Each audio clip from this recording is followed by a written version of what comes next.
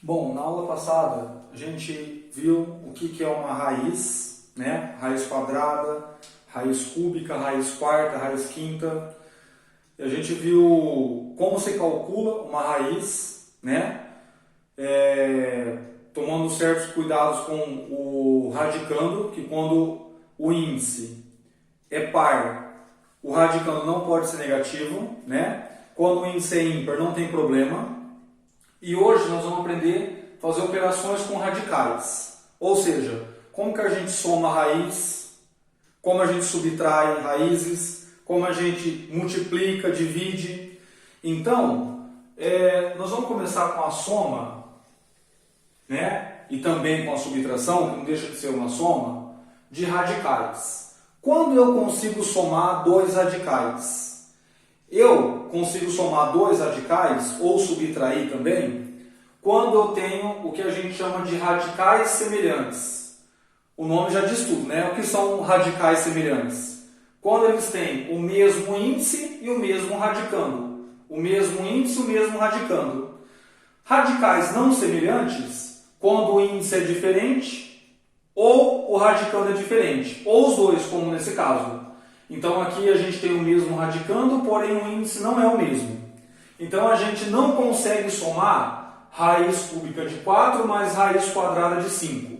A gente não consegue somar raiz quadrada de 7 mais raiz quinta de 7. Por quê? Porque eles não são radicais semelhantes.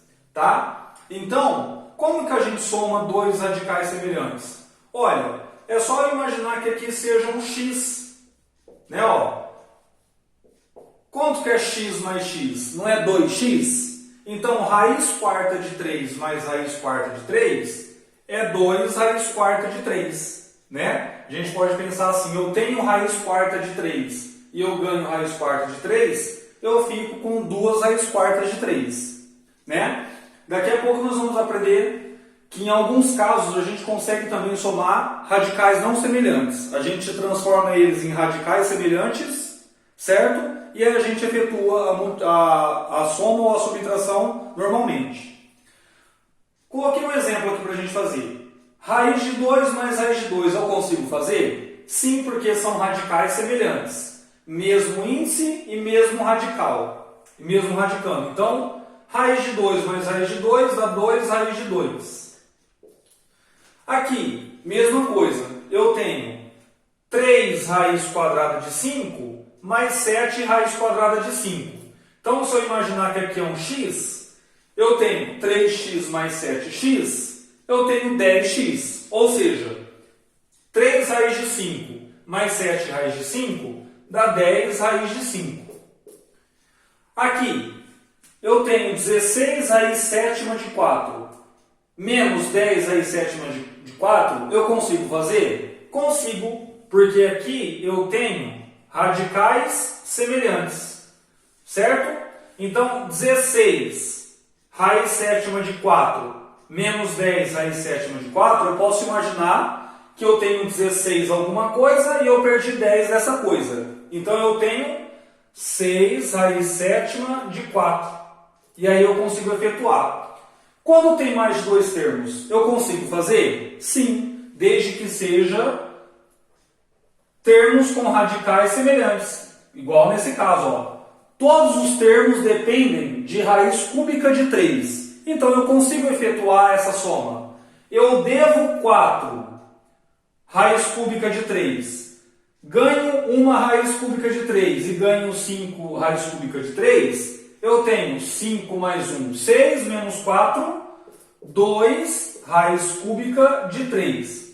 O interessante é você enxergar os radicais semelhantes como se fossem uma letra x, porque aí não tem erro. Ó. Eu devo 4x e ganho 6x, eu fico com 2x em haver. Tá? Agora, quando os radicais não são semelhantes, a gente vai usar um artifício muito conhecido na álgebra, que é a fatoração de números. Né? Então, em alguns casos, nós conseguimos fatorar o radicando, lembrando que o radicando é um número que está dentro do radical, da raiz, certo? Então a gente consegue fatorar alguns números para a gente conseguir efetuar a soma. Por exemplo, vamos tentar fazer essa, ó. Raiz quadrada de 18 mais raiz quadrada de 32 mais raiz quadrada de 50. Será que é possível somar essa? Ou se não, eu tenho raiz cúbica de 16 mais raiz cúbica de 54. Será que nós conseguimos realizar essas operações? Então, como que a gente faz? Olha, a princípio, eu não consigo somar. Por quê? Porque não são radicais semelhantes. É o mesmo índice, porém, o radicando não é igual. Então, não são radicais semelhantes. Então, eu vou lá, pego o 18 e fatoro. Então, eu tenho por 2 dá 9, por 3 dá 3, por 3 dá 1. Ou seja, o 18 eu escrevo como sendo 3 ao quadrado vezes 2.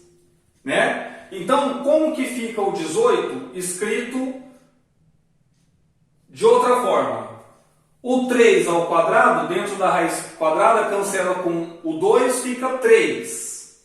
Raiz de 2. Certo? Agora o 32. 32, quando eu fatoro, por 2 dá 16, por 2 dá 8, por 2 dá 4, por 2 dá 2, por 2 dá 1. Então eu tenho 2 ao quadrado vezes 2 ao quadrado vezes 2. Né? Então por que eu escrevo com quadrado? Para eu poder cancelar com índice aqui.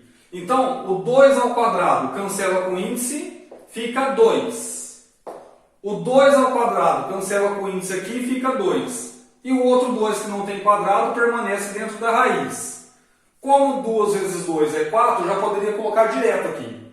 Mas, agora a raiz de 50. Mesma coisa, eu fatoro 50, por 2 dá 25, por 5 dá 5 e por 5 dá 1. Então eu tenho 5 quadrado vezes 2. 5 quadrado na raiz quadrada, cancela, fica o 5. Raiz de 2 que não tem quadrado permanece na raiz, né?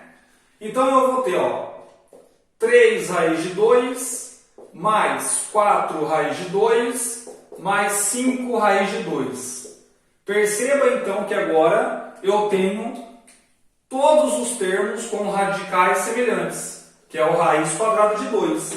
Então eu tenho 3 raiz de 2, ganho 4, ganho 5, quanto que me dá isso daí? Me dá 12 raiz de 2.